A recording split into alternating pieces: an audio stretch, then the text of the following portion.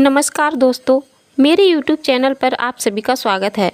आज मैं आपको लक्ष्मी और कुलच्छणी दो बहनों की बहुत ही सुंदर कहानी सुनाने जा रही हूँ। अगर आपको यह कहानी पसंद आए तो कमेंट में ओम नमः शिवाय ज़रूर लिखें और अगर आप मेरे चैनल पर नए हैं तो कृपया मेरे चैनल को सब्सक्राइब करें। तो चलिए दोस्तों, कहानी शुरू करते हैं। बहुत समय पहले की बात है। किसी राज्य में एक राजा रानी रहते थे। वह खुशी खुशी अपना राज्य संभालते थे।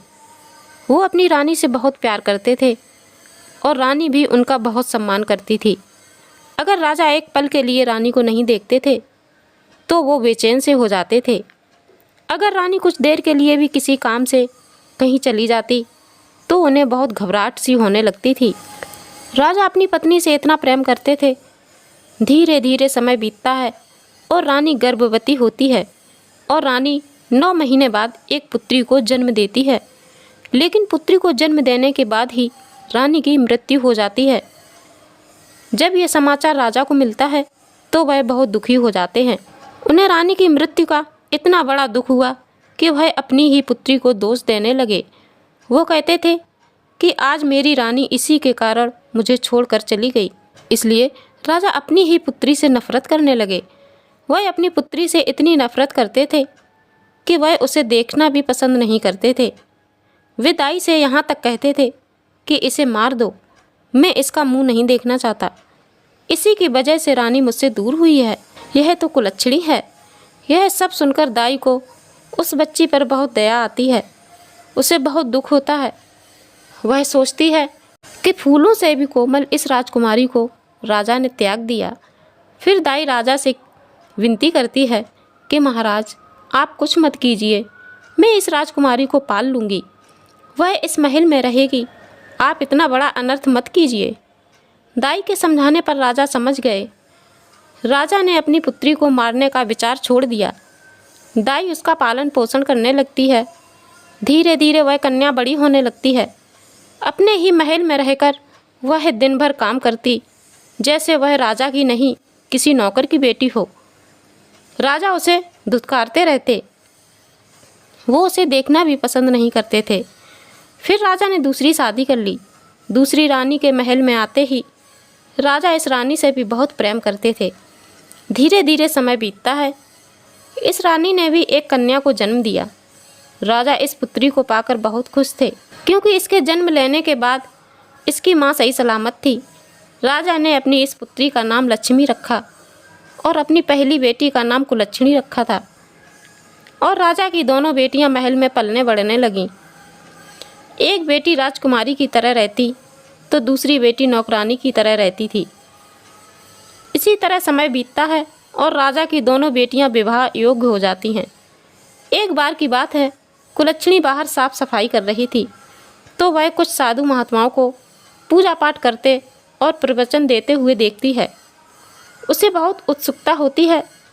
वह सारा काम छोड़कर वहाँ चली जाती है। वह वहाँ बैठकर प्रवचन व भजन कीर्तन सुनती है। उसे वहाँ बहुत अच्छा लगता है।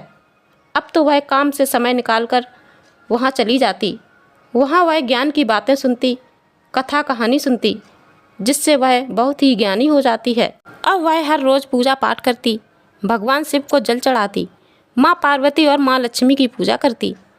एक बार राजा के मंत्रियों ने कहा कि महाराज, आपकी पुत्री अब बड़ी हो गई है, उसका विवाह कर देना चाहिए।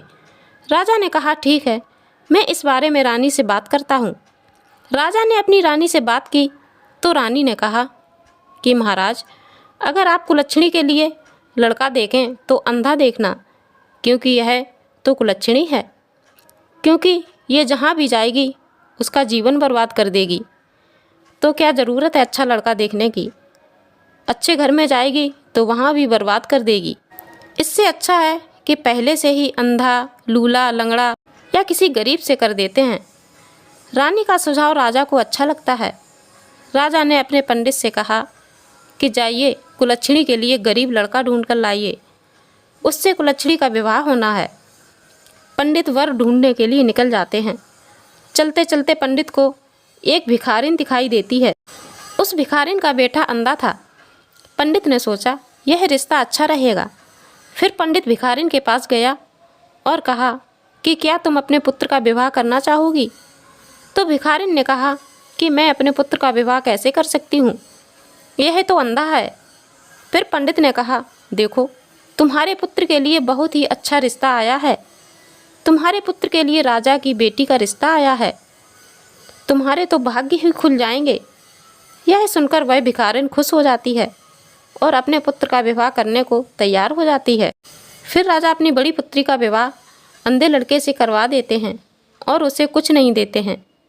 कुछ दिनों बाद राजा अपनी छोटी बेटी का विवाह एक सुंदर राजकुमार से बड़ी धूमधाम से कर देते हैं। अब राजा की दोनों बेटियां अपनी अपनी ससुराल चली जाती हैं। जब कुलच्छणी अपनी ससुराल पहुंचती है तो देखती है कि वहाँ तो कुछ भी नहीं है। खाना कैसे बनेगा?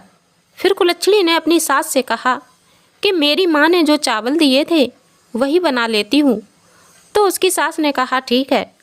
फिर कुलच्छणी चावल बनाती है, अपनी सास और अपने पति को खिला देती है और खुद भूखे पेट सो जाती है। इतने चावल नहीं थे कि वह भी खा सके। सुबह होते ही उसका पति और उसकी सास भीख मांगने चली जाते हैं। शाम को वो दोनों वापस आते हैं तो कुलच्छणी अपनी सास से कहती है कि आप लोग भीख मांग कर लाते हैं, इतने से हमारा गुजारा नहीं होता है, आप आज्ञा दें तो मैं भी कुछ काम कर लेती हूँ। तो सास ने कहा, बहू तुम तो एक राजकुमारी हो, तुम ये सब कैसे कर पाओगी? तब कुलच्छणी ने कहा कि थोड़ी मुश्किल तो होगी पर मैं कर लूँगी। अगर आप लोग गरीबी में जी रहे हैं तो मैं भी जी लूँगी। उसकी सास ने पूछा कि बहू तुम्हारे पिता ने तुम्हारी शादी मेरे घर में कैसे कर दी? तो कुलच्छणी कहती है, माँ ये सब बातें छोड़ो और मुझे काम करने की आज्ञा दो। कुलच्छणी ने अपनी सास से आज्ञा लेकर एक टोकरी ली और उसमें ककड़ी लेकर बेचने निकल गई। वह ककड़ी शिव मंदिर के पास जाकर बेचने लगती है। धीरे धीरे उसकी सारी ककड़ी बिक जाती हैं और 2 ककड़ी रह जाती हैं। वह वो भी बेचना चाहती है। तभी भगवान शिव और माँ पार्वती को उसकी परीक्षा लेने की इच्छा हुई। भगवान शिव और माँ पार्वती भेष बदलकर कुलच्छणी के पास पहुँच जाते हैं। माँ पार्वती ने कहा, प्रभु ये कितनी सुंदर ककड़ी है, मेरी तो ककड़ी खाने की इच्छा हो रही है, क्या मैं ये ककड़ी ले सकती हूँ? तब भगवान शिव कहते हैं, हे पार्वती अगर हम ये ककड़ी लेंगे तो इस ककड़ी के बदले हमें कुछ देना होगा। तो माँ पार्वती ने कहा कि मुझे तो बिना कुछ दिए ही ककड़ी खानी है। माता पार्वती जिद करने लगती हैं और कुलच्छणी के पास जाती हैं और कहती हैं कि पुत्री मुझे बहुत भूख लगी है, क्या मैं ककड़ी ले सकती हूँ? लेकिन मेरे पास पैसे नहीं हैं। तब कुलच्छणी ने कहा, माँ आप तो मेरी माँ के समान हैं, अगर आपको भूख लगी है तो आप ये ककड़ी खा सकती हैं, मुझे पैसे नहीं चाहिए। मेरी माँ तो बचपन में ही मर गई थी और मेरे पिता मुझसे ईर्ष्या करते हैं, वो मुझे देखना भी पसंद नहीं करते और मेरे पति अंधे हैं और मेरी सास भीख मांगती है। मेरे पास सब है, एक माँ की कमी है। तो आप मेरे माँ समान हो, आप प्यार से इस ककड़ी को खाइए। माँ पार्वती ने खुशी खुशी ककड़ी को खाया और कहा, बेटी मैं बहुत दूर से आई हूँ, मेरे पैर बहुत दुख रहे हैं, क्या तुम मेरे पैर दबा दोगी?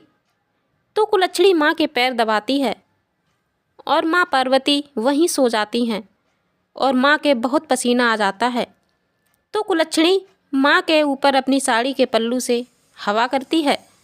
माँ पार्वती सब देख रही थी। वो सोच रही थी कि कुलच्छणी कितनी अच्छी है, इसके दिल में कितनी ममता और दया है। पार्वती भगवान शिव से कहती हैं, ये तो बहुत अच्छी लड़की है, इसकी परीक्षा लेना बंद कीजिए और आप इसे धन धान से संपन्न कर दीजिए। तो भगवान शिव ने कहा, हे देवी आप ही तो माँ लक्ष्मी हैं, आप ही तो शक्ति हैं, आप ही भवानी हैं, तुम्हारे पास तो सब कुछ है, तुम ही क्यों नहीं कुलच्छणी को धनवान कर देती। तब माँ पार्वती ने माँ लक्ष्मी के साथ मिलकर कुलच्छणी को वरदान दिया और कुलच्छणी से कहा कि बेटी तुम्हें क्या चाहिए? कुलच्छणी ने कहा, माँ मुझे कुछ नहीं चाहिए, फिर माँ पार्वती ने एक मुट्ठी भभूति कुलच्छनी को दी और कहा, इसको ले जाओ, इसको अपने घर में रख देना। शाम को कुलच्छनी अपने घर पहुंचती है और अपनी सास को सारी बात बताती है। तब सास कहती है, यह तो अच्छी बात है, अगर साधु महात्मा भभूति देते हैं तो उसका सम्मान करना चाहिए, तुम इसे अच्छे से रख दो। फिर वह अपने पति से पूछकर वह भभूति पूरे घर में हर जगह थोड़ी थोड़ी रख देती है और सब खाना खाकर सो जाते हैं। और जब कुलच्छनी सुबह उठती है तो वह देखती है कि उसकी झोपड़ी की जगह आलीशान महल था। उसे बहुत आश्चर्य होता है। फिर वह अपनी सास को उठाती है। सास को भी बहुत आश्चर्य हुआ और वह कहती है कि बहू, यह सब क्या है? तब कुलच्छनी कहती है कि यह सब भगवान शिव और माँ पार्वती की कृपा है। वह भभूति देने वाले और कोई नहीं, भगवान शिव और माँ पार्वती ही थे। मैं उन्हें पहचान नहीं सकी। तभी उसका पति आता है और कहता है कि देखो, मेरी आंखें वापस आ गई हैं, मैं देख सकता हूँ। यह सब देखकर कुलच्छनी रोने लगती है। दिल से भगवान शिव माँ पार्वती का धन्यवाद देती है। फिर वो मिलकर भगवान शिव का मंदिर बनवाते हैं और वह भजन कीर्तन करवाते हैं और साधु संत गरीब लोगों की मदद करते हैं। इसी तरह वह अपना जीवन बिताने लगते हैं। इधर कुलच्छनी के पिता धीरे धीरे गरीब होते जा रहे थे। जब राजा को पता चला कि उनकी बेटी कुलच्छनी अमीर हो गई है, रानी बन गई है, तो उन्हें अपनी गलती का पछतावा होता है और वो सोचने लगते हैं कि मेरी बेटी तो लक्ष्मी थी, कुलच्छनी नहीं थी। मैंने ही उसे अपशगुनी समझ लिया और उसका विवाह एक अंधे से करा दिया। इधर कुलच्छनी का पति कहता है कि मैंने शिव मंदिर बनवाया है तो मैं राजा को न्योता देने जाता हूँ। राजा देखते हैं कि यह कौन राजकुमार है, ये कितना सुंदर है। फिर राजा पूछते हैं कि बेटा, तुम कौन हो? तो वह बोलता है कि मैं वही अंधा और गरीब हूँ जिसके साथ आपने अपनी बेटी का विवाह किया था। राजा बहुत शर्मिंदा होते हैं और सोचते हैं कि मेरी बेटी तो बहुत भाग्यवान है, जहाँ जाती है वहाँ बरकत करती है और मैंने उसका अपमान किया। फिर वह राजा अपने दामाद से क्षमा मांगते हैं और अपनी बेटी को भी वहाँ बुलाते हैं। पहली बार राजा ने अपनी बेटी को हृदय से लगाया, उसका सम्मान किया। इसी तरह कुलच्छनी अपने पिता के घर आती जाती रहती है। धीरे धीरे राजा धनवान होने लगे। इधर कुलच्छनी की छोटी बहन लक्ष्मी बहुत गरीब हो गई थी। उसकी सास उसे ताने मारती है। उसके घर लड़ाई झगड़े होते हैं, जिससे परेशान होकर वह अपने पिता के घर आ जाती है और अपने पिता से कहती है कि मेरे घर में सब बर्बाद हो गया। मेरी सास मुझे ताने मारती है, कहती है तुम्हारे आने से सब बर्बाद हो गया। तब कुलच्छनी अपनी बहन लक्ष्मी से कहती है कि बहन, तुम भगवान शिव और माँ पार्वती की पूजा पाठ करो और मंदिर बनवाओ, तो तुम्हारे ऊपर भी माँ लक्ष्मी की कृपा होगी और तुम्हारा भाग्य भी बदल जाएगा। लक्ष्मी कुलच्छनी कुछ नहीं होता, सब अपना अपना कर्म होता है। यह सुनकर राजा को बहुत सीख मिलती है और लक्ष्मी भगवान शिव का पूजा पाठ करती है और धीरे धीरे वह भी धनवान हो जाती है। भगवान शिव की कृपा से सब लोग फिर से धनवान हो जाते हैं और खुशी खुशी अपना समय गुजारते हैं। जय हो भगवान शिव की, माता पार्वती की।